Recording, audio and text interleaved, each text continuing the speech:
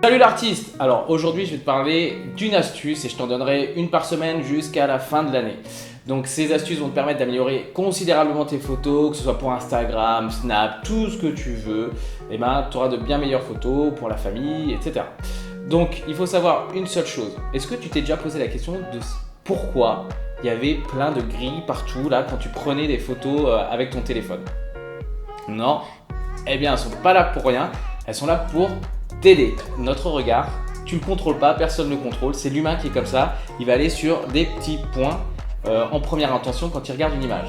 Donc, la chose qui est importante et qui est connue par l'ensemble des gens qui travaillent dans l'image, les publicitaires qui veulent nous vendre des produits, les peintres qu'on connaît depuis des millénaires, les cinéastes qui font des films, eh ben, tous ces gens-là, ils respectent certaines règles parce qu'ils savent que le regard de l'homme est guidé dans certains endroits. Donc, quoi de plus simple que de mettre les choses importantes de ton image sur ces points de force? Si tu regardes comme je mets là sur la vidéo, il y a des lignes. C'est la règle des tiers. Et en fait, chaque ligne est une ligne de force. C'est-à-dire que sur ces lignes-là, il y a des choses qui sont importantes à mettre. Et les points, les intersections de ces lignes, eh bien en fait, c'est les zones où le regard va naturellement se poser. Donc, si tu veux avoir une photo qui a de l'impact et une photo percutante, eh bien mets les choses importantes au niveau de ces points. Et tu verras déjà le regard des gens sur tes photos va complètement changer. Et tout le monde te dira, sans pouvoir l'expliquer, putain elle est sympa ta photo, c'est une photo cool que tu as fait. Regarde ce tableau de Vermeer, qui est un tableau hyper connu. Eh bien, si tu regardes sur les lignes de force, il y a la femme qui est juste là et le pot de lait qu'elle est en train de verser, qui est pile point dans l'intersection de ces lignes de force. C'est pas par hasard que c'est arrivé comme ça, c'est parce que ça donne plus de force à l'image. Maintenant, regarde ce tableau, la nuit étoilée de Van Gogh. Pareil, la ligne d'horizon est proche de la ligne des tiers et sur la verticale, il y a aussi un élément important de l'image qui va permettre d'attirer le regard. Donc voilà, ils respectent ces règles-là, pourquoi est-ce que nous on ne le ferait pas? Maintenant, on va aussi parler des films, parce que les films c'est de l'image comme le reste. Donc si tu regardes bien Ryan Gosling dans Drive, eh bien comme par hasard, son regard et son bras sont sur des lignes de tiers et des lignes de force. C'est ce qui va apporter de la puissance à cette image. Stanley Kubrick, un réalisateur qui est quand même ultra connu, qui a fait tout un tas de chefs-d'œuvre. Dans ce film Full Metal Jacket, il n'a pas mis le personnage sur la ligne des tiers pour rien.